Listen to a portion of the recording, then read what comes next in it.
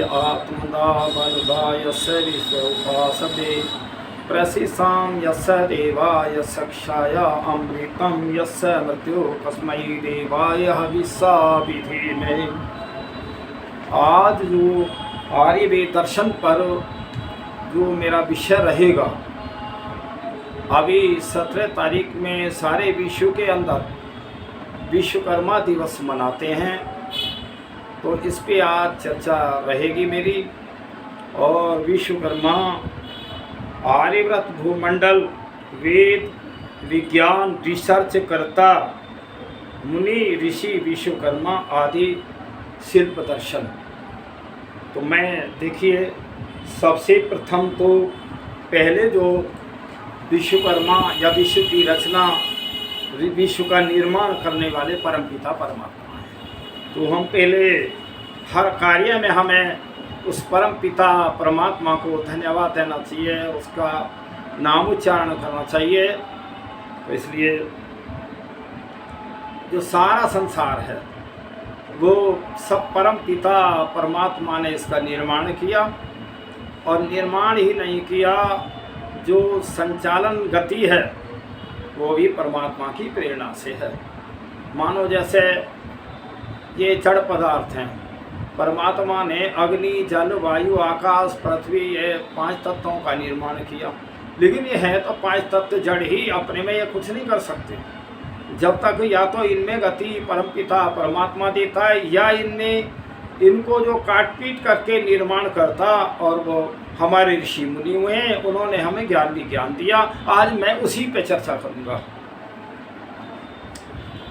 सत्ता तुम्हारी भगवन जग में समा रही है, तेरी दया सुगंधी हर गुल से आ रही है। रवि चंद्र और तारे तूने बनाए सारे, इन सब में ज्योति तेरी एक जगमगा रही है। सत्ता तुम्हारी भगवन जग में समा रही है, तेरी दया सुगंधी हर गुल से आ रही है। विस्तृत वसुंधरा पर सागर बहाए तूने, तय जिनकी मोतियों से अब चमचमा रही है। दिन रात प्रातः संध्या मध्याह्न भी बनाया, हर ऋतु पलट पलट कर यौवन दिखा रही है। सत्ता तुम्हारी भगवन जग में समा रही है, तेरी दया सुगंधी हर गुण से आ रही है। सुंदर सुगंधि वाले पुष्पों में रंग तेरा, वह ध्यान फूल पत्ती तेरा दिला रही है। हे ब्रह्म विश्वकर्ता वर्णन हो के तेरा कैसे, जल थल में तेरी महिमा हे ईश छा रही है। सत्ता तुम्हारी भगवन जग में समा रही है, तेरी दया सुगंधी हर गुण से आ रही है। भक्ति तुम्हारी भगवन क्यों कर हमें मिलेगी, माया तुम्हारी स्वामी हमको भरमा रही है। देवी चरण शरण है तुझसे यही विनय है, महेंद्र आर्य शरण है तुझसे यही विनय है। हो दूर यह अविद्या जो हमको भुला रही है। सत्ता तुम्हारी भगवन जग में समा रही है, तेरी दया सुगंधी हर गुल से आ रही है। देखिए, सबसे प्रथम तो संसार का निर्माण करता परमपिता परमात्मा है, और भाई बहुत सुंदर संसार बनाया है, और वो संसार का स्वामी है, मालिक है, और कोई इसका हो ही नहीं सकता। अब हम आते हैं जो 17 तारीख को विश्वकर्मा दिवस मनाते हैं। देखिए, ये विश्वकर्मा दिवस क्या है? जो परमात्मा ने सृष्टि की रचना करके और वेद का ज्ञान ऋषियों की आत्माओं में दिया। जब मनुष्य की उत्पत्ति हुई तो सबसे प्रथम जो श्रेष्ठ लोग थे, ऋषि मुनि थे, उनकी उत्पत्ति हुई, और उनकी आत्माओं में परमात्मा ने वेद का ज्ञान दिया। उस वेद के ज्ञान को और रिसर्च करके, ज्ञान प्राप्त करके, समाधि प्राप्त करके तब ज्ञान प्राप्त किया, और उस ज्ञान विज्ञान को फिर संसार में प्रकाशित किया। तो मैं आज उसी पे मेरी चर्चा रहेगी। आज तो कोई कुछ भी कहीं पहुंच जाए, कुछ भी बना ले। जब यहाँ कोई साधन नहीं था, अग्नि भी जो है पत्थरों से पत्थर मार करके बनाते थे, कोई अग्नि जलाने का साधन नहीं था, कोई जो है किसी प्रकार जो लोहे की खाने उन्हें पिघला करके कोई यंत्र बनाने का साधन नहीं था, और कोई यातायात का साधन नहीं था, तो उस समय बहुत कठिन था। ऐसा नहीं है, उन ऋषियों ने बहुत रिसर्च किया है, एक एक उस पर पूरा पूरा जीवन लगा दिया। तो इसलिए मैं तुम्हें बताना चाहता हूँ। तो आपने विश्वकर्माओं का और इतिहास प्रस्तुत पढ़ा है, जिसमें हर कला कौशल में और अग्रणी है। आप इस में विमान यान संबंधी समस्त वैज्ञानिक यंत्रों का वर्णन और ये आप समझेंगे। आप ऐसा भी निर्विवाद सत्य असत्य का पर पहुँचेंगे कि समस्त यंत्र शस्त्र शास्त्र आदि के प्रथम निर्माता हमारे पूर्वज महर्षि विश्वकर्मा वैज्ञानिक ही हैं, तथा अनेक विद्याओं के प्रेरणता महर्षि विश्वकर्मा ही रहे हैं।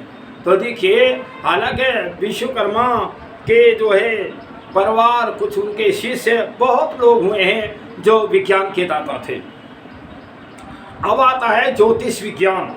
तो ज्योतिष विज्ञान एवं और विद्युतीकरण जिस प्रकार विज्ञान के स्रोत हैं, उसी प्रकार ज्योतिष विद्या अथवा संबंधी खगोल विद्या भी विज्ञान के अंग हैं।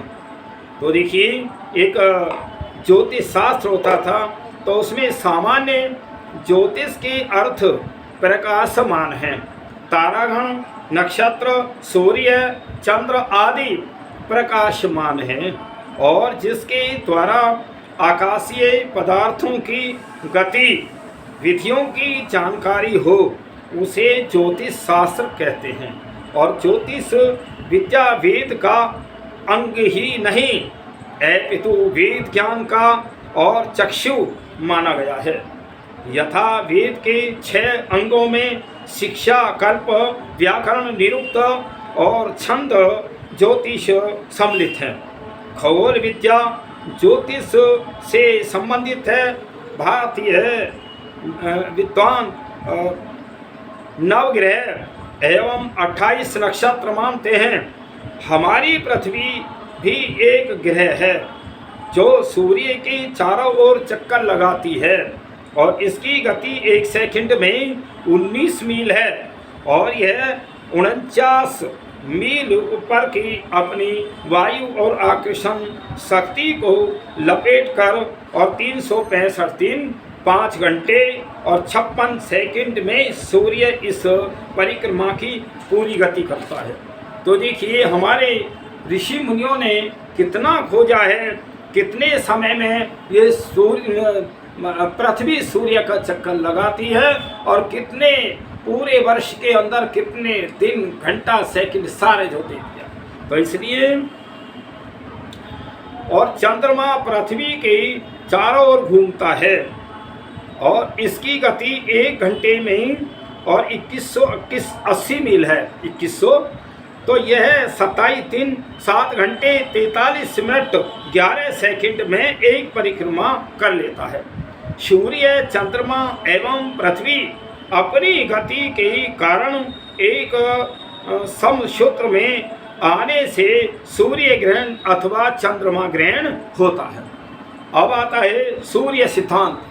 अब सूर्य पे हमारे विद्वानों को जो रिसर्च रहा है, तो सत्ययुग चाक्षुष से मनवंतर के अंत में तथा व्यवस्थ मनवंतर के आरंभ में यम विश्वकर्मा ने और इस ज्योतिष विद्या के आदि ग्रंथ सूर्य सिद्धांत नामक ग्रंथ की रचना की।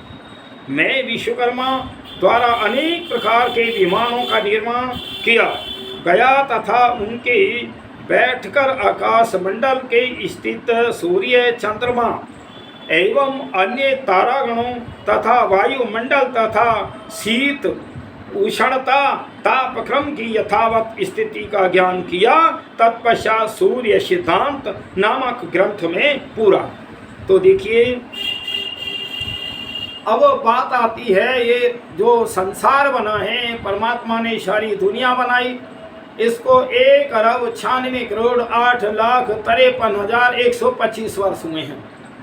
अगर हम तो ये सारे जो विज्ञान हैं, ये सृष्टि के आदि में ही परमपिता परमात्मा ने वेद में सारा ज्ञान दिया है।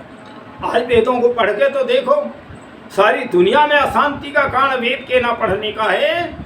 हे संसार के लोगों, तुम वेदों की तरफ लौटो, वेदों को पढ़ो, वेदों का स्वाध्याय करो। वेद ईश्वरीय ज्ञान है, वेद ईश्वरीय वाणी है, इसलिए विचार उसमें ज्ञान विज्ञान सारा भरा पड़ा है। और उसकी पुष्टि की तो देखिए, फिर आता है, फिर हम चलते हैं खगोल शास्त्र। खगोल शास्त्र एक ग्रह दूसरे ग्रह से कितनी दूरी पर है और भार में कितना है, कितनी गति से परिणाम कर रहा है इत्यादि सही गणना खगोल शास्त्र में लिखी है। आज जो हमारा जितना ज्ञान विज्ञान बढ़ रहा है, ये वेदों की ही देन है। वेदों में, क्योंकि एक बात सुनो, जो भी कारीगर मकान बनाता है तो मकान बनाने वाले को ये पता है मैंने इसमें सीमेंट लोहा कितना लगाया, कितने वर्ष चल सकता है। ऐसे ही परम पिता परमात्मा ने जब सृष्टि का निर्माण किया तो परमात्मा ने सृष्टि की आयु भी निर्धारित की है। 4,32 वर्ष सृष्टि की आयु है और इसमें से 1,96,08,53,125 वर्ष निकाल दें, अभी 2 अरब वर्ष से भी सृष्टि अभी रहेगी। तो इसलिए विचार करो, फिर यह एक दूसरे में कितनी दूर है खगोल विद्या में और भार में कितना है। तो गति के प्रणाम कर रहा इत्यादि विमान निर्माण कला में आकाश और मंडल की स्थिति, वायु की गति को वैज्ञानिक दृष्टिकोण से ज्ञान होना नितांत आवश्यक है, क्योंकि विमान वही निर्माण कर सकता है और जो विमान संचालक हो, जिसने विमान को चलाना जानता हो, बनाया हो, और विमान वही संचालन कर सकता है जो आकाश और आकाश मार्गीय परिस्थितियों पर गति विधियों से पूर्ण परिचित हो। पूर्ण परिचित कैसे हो? जब आकाश मार्ग में भ्रमण किया जाए तो भ्रमण कैसे हो? वेद में वर्णित संबंधित मंत्रों को बुद्धि रूपी गुहा में प्रविष्ट कर समाधिस्थ होकर अपने ज्ञान चक्षुओं द्वारा बुद्धि को विकसित कर और वेद विद्या को आवश्यकृत कर नवीन निर्माण किया। तो देखिए, बहुत बहुत तपस्या रही है हमारे ऋषि मुनियों की। एक विद्वान बताते थे, वो संस्कृत के विद्वान थे, पति पत्नी दोनों ही, और उनकी शादी हो गई।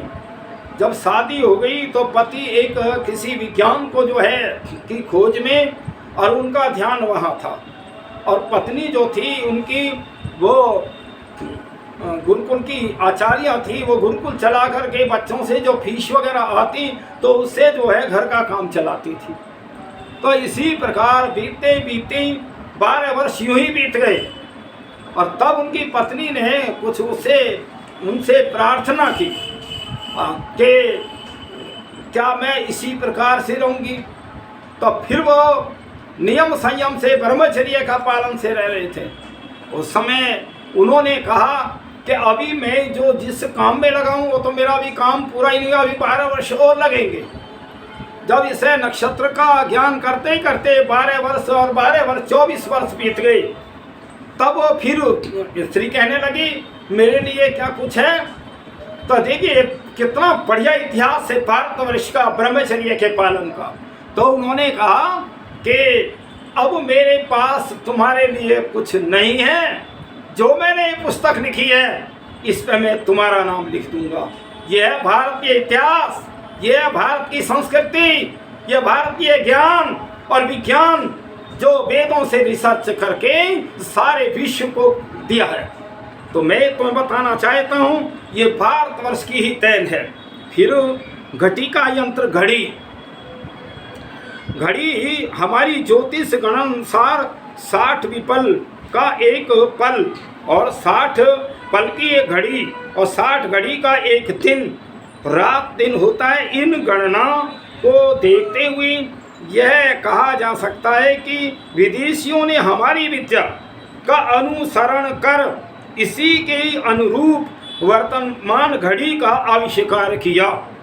विपल के स्थान पर 60 सेकंड और पल के स्थान पर 60 मिनट और किंतु यहाँ दिन रात में 60 घंटे निश्चित करने थे, परंतु इन्हें अपनी संस्कृति का ध्यान आया और विचार किया यदि घंटे भी 60 ही निश्चित कर दिए तो निशंक रूप से हमारा भारतीय गणित विद्या के अनुसरण करने का रहस्य खुल जाएगा। तो इसलिए वस्तुतः यह हमारी प्राचीन विद्या है।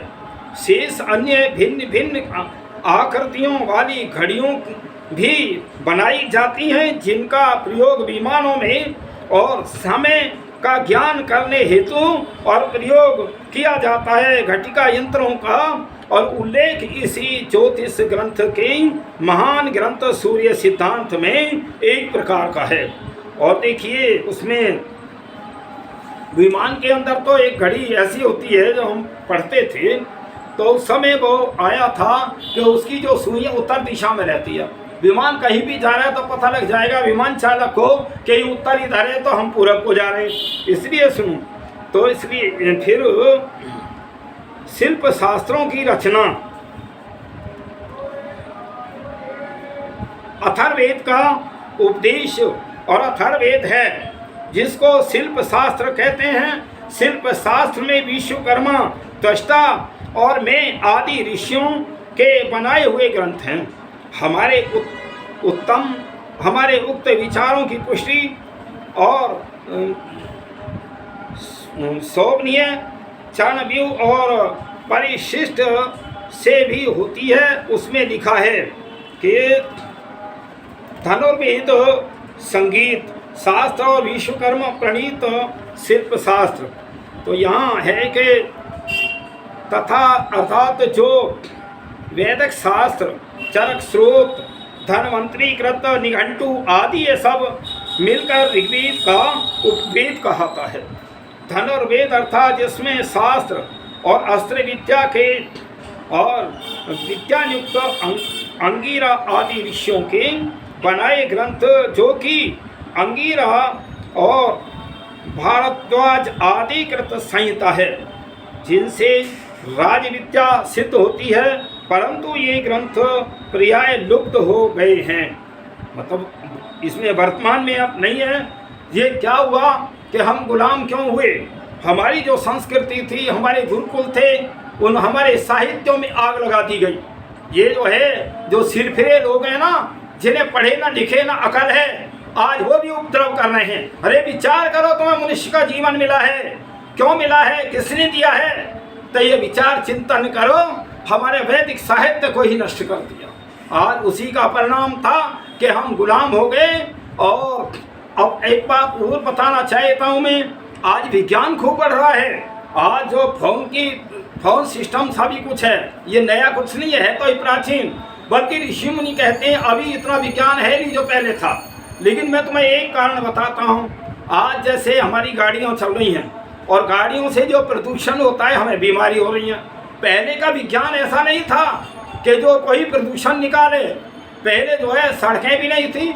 इतिहास बताते हैं कि पहले छोटे छोटे विमान थे जाने के लिए, तो सड़कों की आवश्यकता ही नहीं थी और वो सारे सूर्य से चलते थे।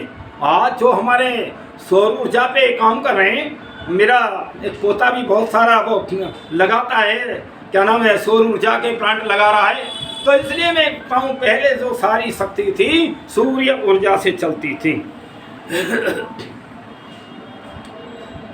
तो ये ऋषि लिखते हैं ज्ञान कांड के लिए ऋग्वेद और कर्म कांड के लिए यजुर्वेद, इनकी उन्नति के लिए सामवेद तथा इन तीनों वेदों में जो विचार हैं उन सबकी रक्षा और उनकी अनेक विद्याओं के सब और विद्याओं के निवारण, उनकी विद्याओं के संशय निवृत्त तथा उन तीनों की गणना अच्छी प्रकार से हो सके, इसीलिए ईश्वर ने अथर्ववेद की रचना की है।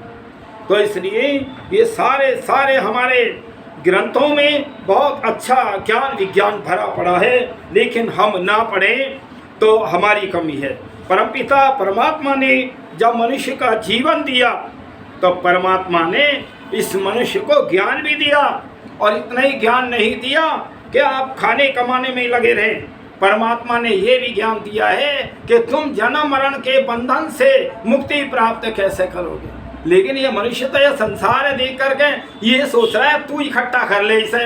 अरे कोई आज तक लेके गया है इसको? विचार क्यों नहीं करते? चाहे मुझे हत्या करनी पड़े, कुछ करना पड़े, लूटपाट करनी पड़े, मैं धनवान बन जाऊं। ये कोई धन का हुआ? इसलिए विचार करो, तुम खाता कितने हो, तुम कितनी रोटियां खाते हो, कितना तुम्हारा खर्च है, जो सारा ये तुम ये पहाड़ पत्थर ही तो इकट्ठा कर रहे हो, और है क्या? अब मैं तुम्हें ले चलता हूँ पहले जो शस्त्र कैसे होते थे। हमारी गुरुकुलों में शस्त्र विद्या भी सिखाई जाती थी, तो फिर ऐसे अत्याचार नहीं होते थे। आज जो है राम राम तो सारे दिन लोग जपते रहते हैं। मैं फोन में देखता हूँ हर एक ये राम राम, जय राम जय राम जय राम। मैं एक बात बताना चाहता हूँ, कोई राम की नीतियों को कौन बता रहा है कि राम कैसे थे? राम की मूर्ति के पूजन करने से कुछ भी नहीं होगा। राम की रामायण पढ़ो, उन आदर्शों पे चलो। राम जैसे थे हमें वैसे ही चलना चाहिए। लोग कहते हैं कि जय राम कुछ ऐसा ही शब्द है कि जाए विद राखे राम ताहे विद रहिए। हमारे लोग कहते हैं और जय राम और जाए विद रहते राम ताहे विद रहिए। हम क्या राम गुलाम रहते थे क्या? राम के टाइम में शासन चक्रवर्ती शासन था और किसी की ताकत नहीं थी आताताई की, और यहाँ घरों में सोने चांदी के बर्तन हुआ करते थे। कोई चोर नहीं था, कोई डकैत भी नहीं था, कोई हत्या करने वाला भी नहीं था, कोई गाय हत्या करने वाला नहीं था, और घर घर में हवन हुआ करते थे। एक बार तो मैंने 10,000 रुपये की शर्त लगाई। मुझे गांव में रामलीला होती थी, उन्होंने मुझे आमंत्रित किया। मैंने कहा भैया तुम्हारी रामलीला तो मैं क्या सुनूंगा, तुम अगर 10-5 मिनट मुझे टाइम दो तो मैं आ सकता हूँ। खैर उन्होंने कहा जी आप आ जाओ। मैंने एक बात रखी, मैंने कहा भाई एक मेरे प्रश्न का उत्तर दे दो कि राम जो है के राज्य में सर्प के काटने से मृत्यु क्यों नहीं होती थी? अब वो रामलीला वाले भी बैठे थे। मैं भैया तुम तो रामायण पढ़ते हो, तुम ही बता दो। जब किसी ने उत्तर नहीं दिया, मैंने कहा भाई इसलिए नहीं होती थी राम के राज्य में मृत्यु, सर्प के काटने से घर घर में हवन होते थे। जब घर घर में हवन होते थे तो जो वायु में जहर ही नहीं था, और जो सर्प का जो भोजन है, जैसे सर्प है, छिपकली है, ततैया है, जितने ये जहरी डंक मारने वाले हैं वो जो है जहरीली वायु लेते हैं। गुण तो इनमें भी है। परमात्मा ने इनको जो पैदा किया ठीक किया। जो आज प्रदूषण कर रहे हैं ना सारी पृथ्वी में, इनको इन्हीं का जन्म मिलेगा। तो उस समय जो अब हवन आदि नहीं करते, तो उस समय जब घर घर में हवन हुआ करते थे, वायु विषैली नहीं थी, जहरीली नहीं थी, तो उस समय सर्प में भी जहर नहीं था। अब आप देख लो कि जो पानी वाले जहर वो सर्प होते हैं उनमें जहर नहीं होता। तो ये कारण था, कोई बीमार नहीं होता था, कोई डॉक्टर नहीं होता था, घर घर हवन होते थे, कोई पति पत्नी का तलाक नहीं होता था। एक बार फेरे ले लिए, पूरे जीवन हम उसी के साथ रहते थे, काटते, चाहे घाटा रहो नफा रहो, कुछ भी रहो, सुख आए दुख आए। आज तो कितना अगर कोई कहे मानवता से आंका जाए, वैसे हमारा धर्म हमारा धर्म हमारा धर्म, धर्म यह है नहीं। ये संसार के लोगों, धर्म की जानकारी चाहते हो तो वैदिक धर्म में आओ, वेदों को पढ़ो, जो ईश्वरीय न्याय व्यवस्था है उसको पढ़ो। तो मैं अब ये बताना चाहता हूँ, जिस समय राम गुरुकुल में पढ़ते थे और उनके जो गुरु थे विश्वामित्र थे, और जब गुरु उसे एक तरह कहते ना, जब शिक्षा पूरी हो जाती है तो एक तरह वहाँ से वो होता है, विदाई होती है। तो उस समय जो श्री राम को जो शास्त्र दिए या उनको विद्या दी विश्वामित्र ने, मैं वो अब बताना आपको चाहता हूँ। हमारे प्राचीन शास्त्र भी कैसे थे, और ऐसा नहीं है कि यार जो तुम ऐसे हाथ जोड़ के बैठे हो इन मूर्तियों के आगे, ये मूर्ति तुम्हारी रक्षा ना करें कतई भी।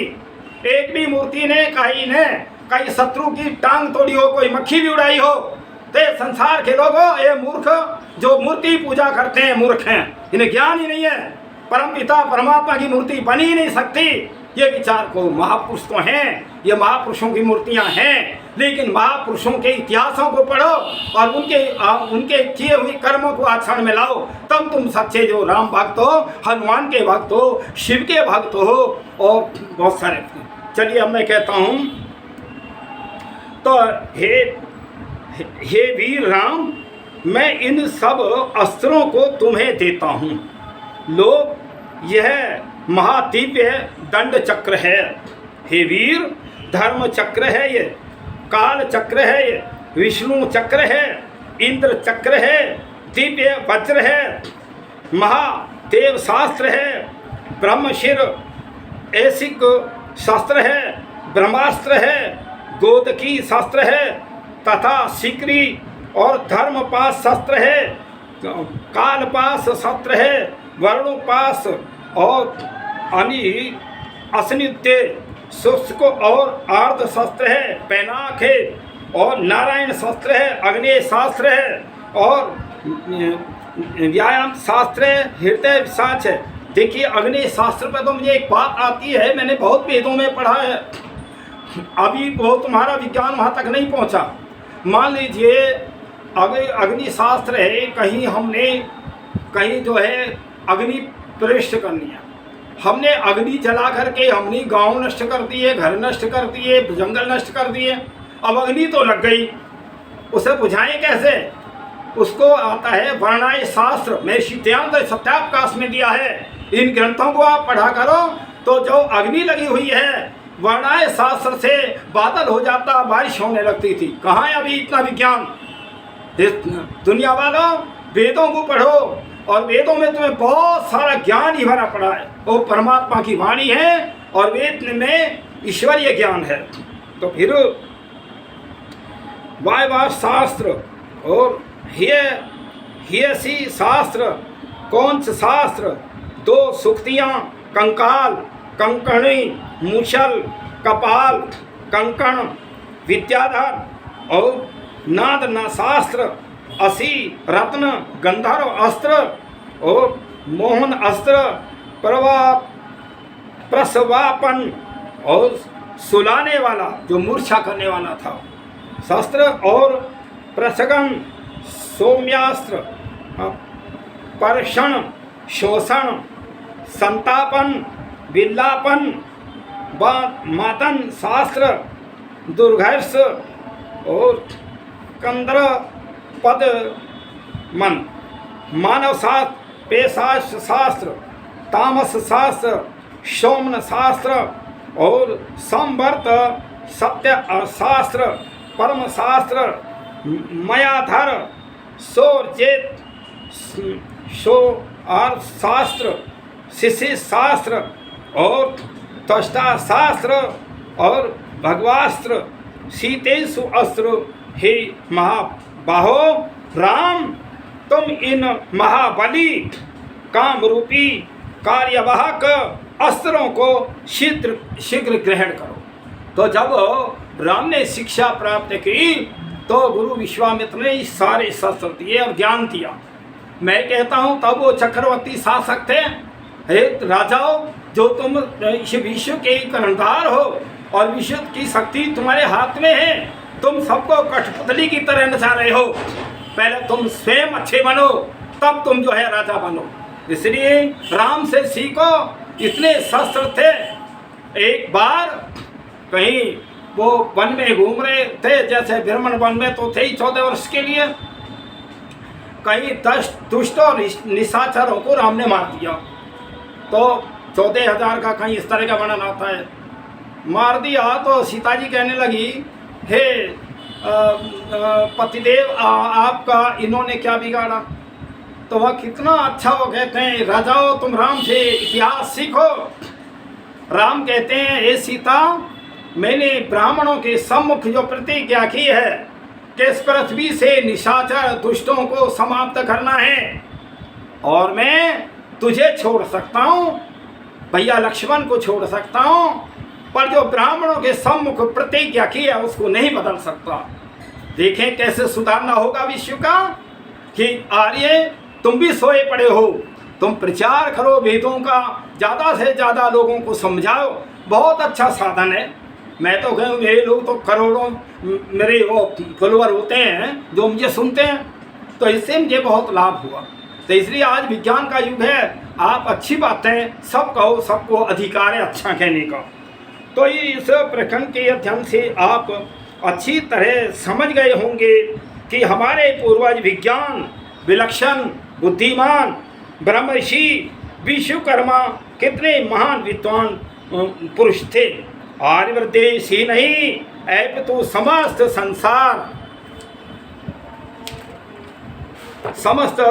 संसार से ऊपर उनकी विद्वता की अमिट छाप थी।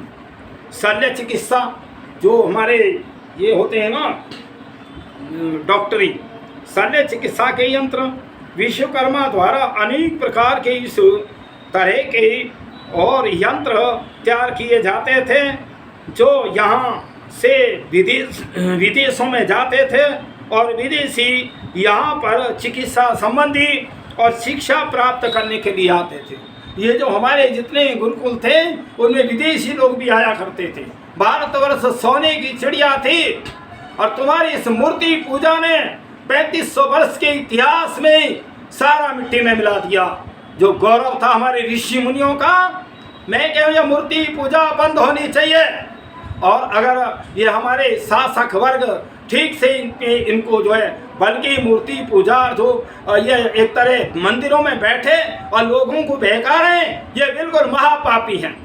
इनका पतन होना चाहिए, तब जो है सारे विश्व के अंदर शांति आ जाएगी।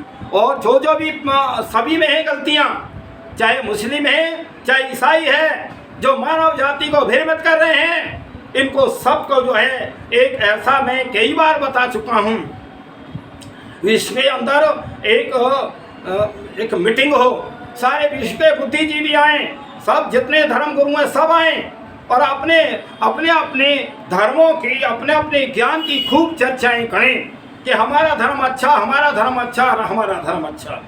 जो धर्म सबका सर्वहितकारी हो वो धर्म मान्य कर दिया जाए, सारे विश्व के अंदर शांति आ जाएगी। उसी धर्म को शिक्षा में लागू कर दिया जाए। तो तुम्हें आज इतना शस्त्र बनाने की आवश्यकता नहीं है। शस्त्र तो बनने, अच्छी गाड़ी बन रही है, अच्छा मकान बनना है, लेकिन मकान में रहने वाला अच्छा नहीं है, विमान में बैठने वाला अच्छा नहीं है। जब तक ये मनुष्य बनाने के कारखाने सही नहीं होंगे, तब तक ये दुनिया वालों तुम समझो कि हम विकास कर रहे हैं। विकास नहीं कर रहे, तुम विनाश कर रहे हो। ये दुनिया का विनाश हो रहा है। वायु तुमने खराब कर दी, जल तुमने खराब कर दिया, तो बताओ तुम क्या सोच रहे हो कि ये विकास हो रहा है, ये विनाश हो रहा है दुनिया का। बीमारियां बढ़ रही हैं, एक से एक तरह तरह की बीमारियां आ रही हैं। अभी मैंने कहा था ना, राम के राज में कोई बीमार नहीं होता था। राम के राज में किसी विधवा स्त्री का रुदन नहीं होता था, विधवा ही नहीं होती थी, पूरी आयु जीते थे। तो इसलिए विचार करो, हे राम के राम भक्तों, तुम विचार करो, प्रत्येक राम की बात को समझ रहे जितने संगठन हैं, कोई दुनिया की ताकत नहीं है जो तुम्हारे आगे बढ़ने को रोक दे। किसी में है ही नहीं इतना दम। किसी के धर्म मतों में कोई ऐसा संगठन नहीं है मजबूत जो शिक्षा और ज्ञान दे सके। तो इसलिए आज हमने विश्वकर्मा दिवस मना रहे हैं और विश्वकर्मा हमारे ऋषि रहे हैं, पूर्वज रहे हैं, विज्ञान के देने वाले रहे हैं। हम अभी एक उदाहरण दिया था, हमारे ऋषियों ने पूरा जीवन लगा दिया विज्ञान को समझने में, दुनिया की भलाई करने में। हे आर्यों की संतानों, तुम समझो, से सारे विश्व के लोगों तुम आर्यों की संतान हो। कोई यूँ कहे कि भाई हम तो मुसलमान हैं, हम ईसाई हैं, अरे कोई 2000 कोई 1400 वर्ष का। तुम्हारे पूर्वज कौन थे भाई, पहले ये बताओ तो सही जरा। तुम्हारे पूर्वज ऋषि मुनि नहीं थे, आर्य नहीं थे तो कौन थे? इसलिए विचार करो, चिंतन करो, वापिस फिर लौटो। मैंने तो कई बार घोषणा की है कि भाई मान लो तुम किसी कारण से नाराज हो गए, घर से निकल गए, ठीक है, यही तो है। तो लेकिन मैं तो घोषणा ही करता हूँ, अपने घर में फिर वापिस आ जाओ। कोई भूल चूक से कोई बालक नाराज भी हो जाए तो वह मनाते हैं ना, तो हम तो मना रहे हैं। हम आर्यों का तो काम मनाने का है, शिक्षा देने का है, ज्ञान देने का है। भाई जो हमारे घर से निकल गए, बिछड़ गए, वो दोबारा फिर आ जाएं। मैं ऐसी सभी से करवत प्रार्थना करता हूँ और परमात्मा को से भी मैं प्रार्थना करता हूँ, हे प्रभु सबकी आत्मा में तुम ज्ञान दो, बल दो, आत्मशक्ति दो, जिससे ये सारा विश्व पुराने गौरव पे आए, ऋषि मुनियों के इस पे आए। मैं ऐसी आपसे प्रार्थना करता हूँ, सभी को सुख शांति मिले और विश्वकर्मा दिवस सारे विश्व के लोग मनाएं। अगर विश्वकर्मा ऋषि हमें इतना मार्ग न देते तो आज हमारी सुविधाएं इतनी ना होती। हवाई जहाज, रेलें, कार सब जो बनाए हमने वो विश्वकर्मा की देन है। मैं इतना ही कह करके ओम शांति।